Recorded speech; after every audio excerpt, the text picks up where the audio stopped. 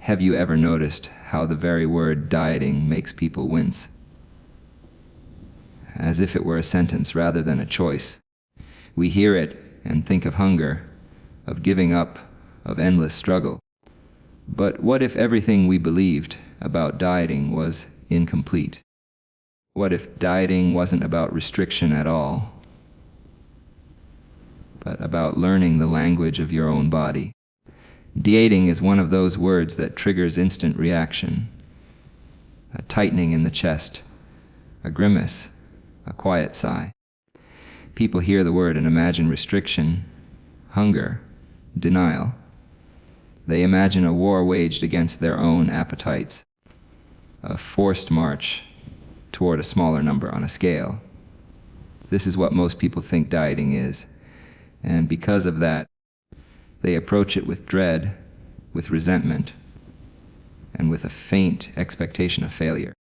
But what if we turned this notion on its head?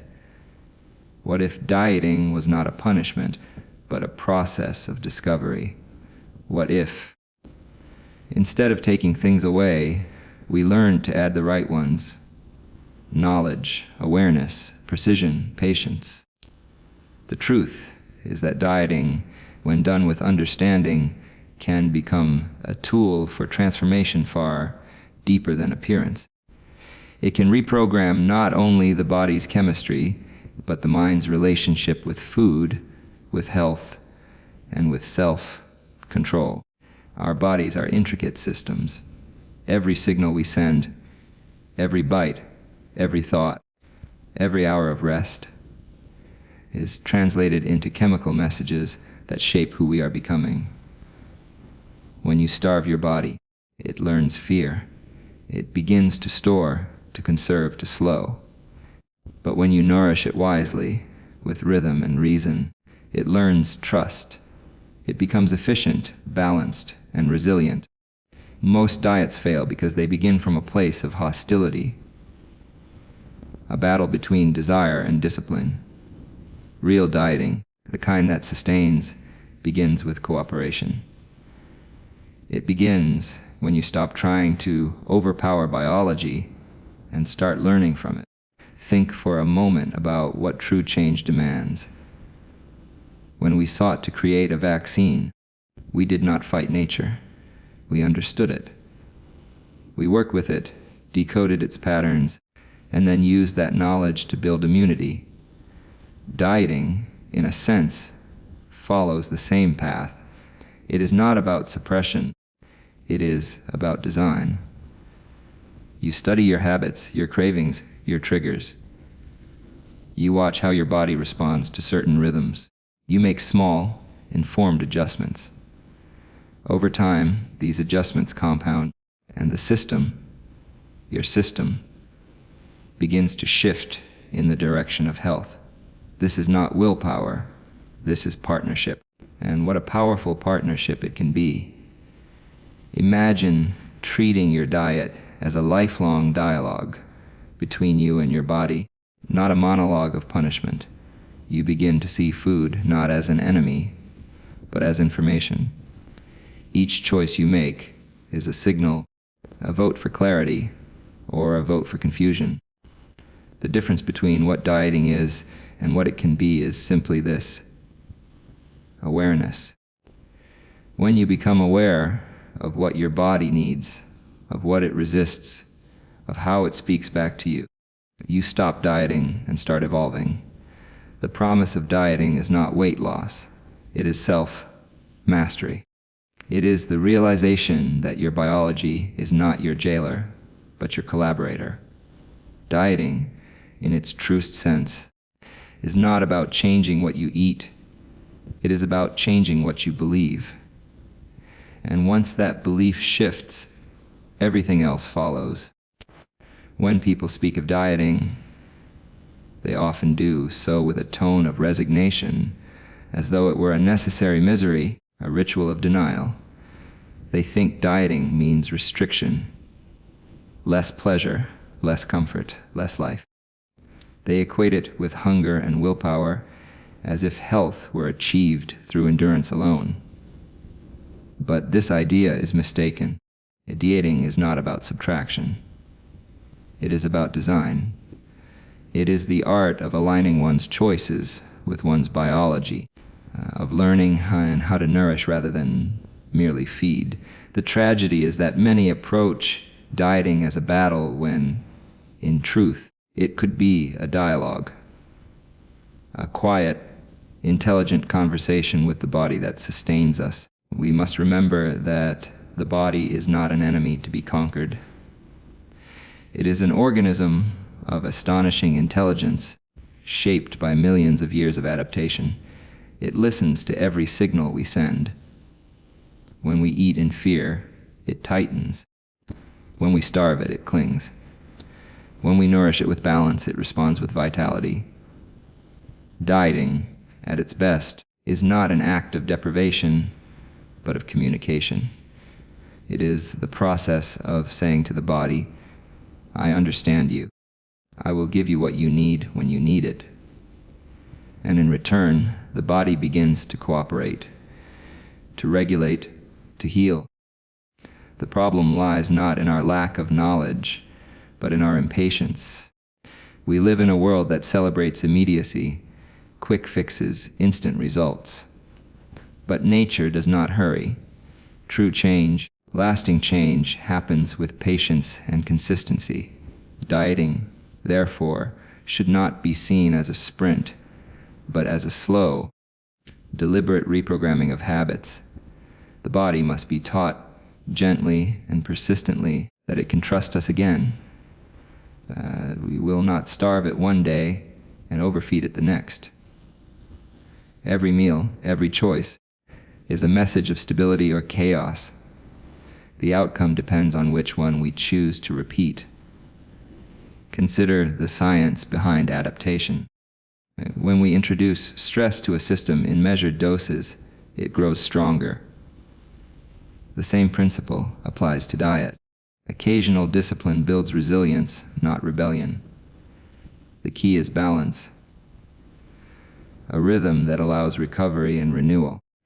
What people call dieting is often just a phase of punishment. But what dieting can become is a lifelong experiment in equilibrium.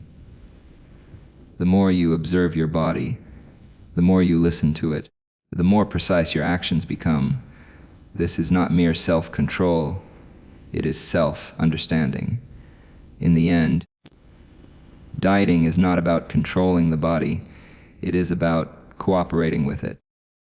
It is a declaration that health is not found in suffering, but in awareness. Those who diet merely to lose weight will lose more than they gain. But those who diet to learn, to listen, to evolve, to refine, will find something greater.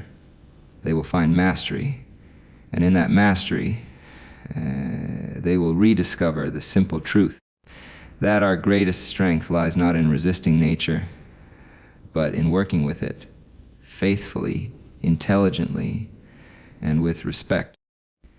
Most people think of dieting as a season of suffering, a temporary phase of control, followed by an inevitable return to old habits.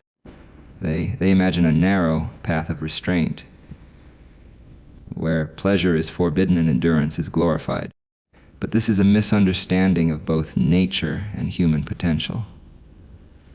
Dieting, in its truest form, is not about self-denial. It is about self-direction. It is not a punishment for past choices, but an investment in future vitality. We diminish its purpose when we reduce it to numbers on a scale or to the fleeting satisfaction of discipline. Dieting, when understood correctly, is the process of restoring harmony between what the body requires and what the mind commands. Our culture has made dieting a spectacle of extremes. Fasts that starve, regimens that promise miracles, and philosophies that divide food into good and evil. But nature does not work in absolutes. It works in balance, in rhythm, in the measured exchange between energy and rest, nourishment and renewal. When we impose violence on that balance, when we treat our bodies as machines to be forced rather than organisms to be guided, we lose the very harmony that health depends upon. Dieting, therefore, is not the act of restriction, but the art of rhythm. It is the awareness that the human body flourishes not under extremes, but under consistency. When I look at how most people approach dieting, I see the same error that scientists once made before they learned to work with nature instead of against it. We used to fight disease by attacking, by suppressing, by destroying. It was only when we began to understand the delicate intelligence of biology that true healing became possible. The same lesson applies here. You cannot bully your body into health. You must persuade it with reason and repetition. You must learn to speak its language, the language of hormones, signals, and adaptation. Dieting is the practice of fluency in that language. There is dignity in structure. There is freedom in discipline. True dieting is not a prison, but a pattern, one that teaches us to live with greater intention. When you eat consciously, you are not depriving yourself. You are defining yourself. You are telling your body, this is the direction I choose. Each decision becomes a step toward alignment, not away from joy. Over time, those choices form a rhythm that sustains you, a rhythm that feels less like dieting and more like living deliberately. So let us move beyond the narrow definition of dieting as temporary control. Let it instead become a way of seeing, a science of self-care, a study of response and adaptation.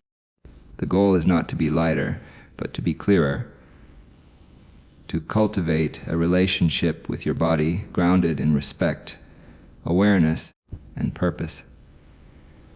For in that understanding lies the true power of dieting, not the reduction of the body, but the elevation of the self. So the next time you think about dieting, don't ask, what must I give up? Ask instead, what am I willing to understand? Because the moment you stop fighting your body and start listening to it, dieting stops being a punishment and becomes a partnership.